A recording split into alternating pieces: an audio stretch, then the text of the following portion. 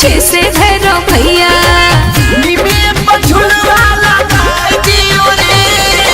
सातों बहिन के झूला दियो रे, मैया के अपना बना लियो रे, सातों बहिन के झूला दियो रे।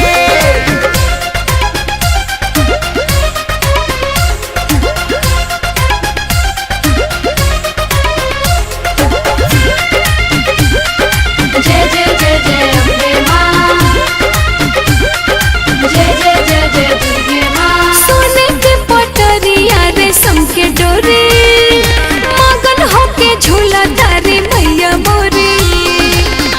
जय माँ जय माँ जय जय। अरे सोने के पटरिया रेशम के डोरे, मगन होके झूला तारी मैया मोरी। 64 जोगिन चवर डुलारी कारी सेवा काई, देवता लोग भी देख के मन से फूल बरसाई। मालिन भी तुया आई और हउल के फुलवा लाई, सासू बहिन शीतला के आके चरण में चढ़ाई। लवन के छकिया पिया दियो रे, सातों बहिन के झूला दियो रे, मैया के अपना बना लियो रे, सातों बहिन के झूला दियो रे। जय जय जय माँ, जय जय जय माँ, जय जय जय माँ।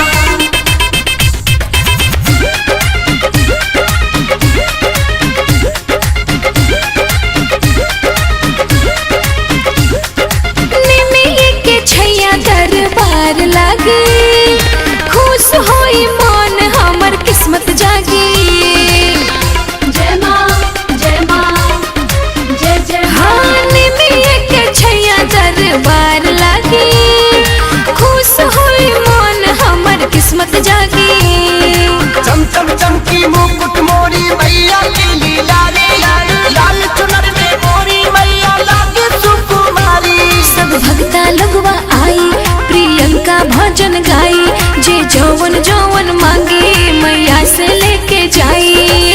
पवन खेसारी भजन गाय दियो रे, मैया के झुलुआ झुला दियो रे, मैया के अपना बना लियो रे, सातों बहिन के झुला दियो रे। बहे पवन पुरवैया देखा अवतारी मैया, आगे हनुमान जी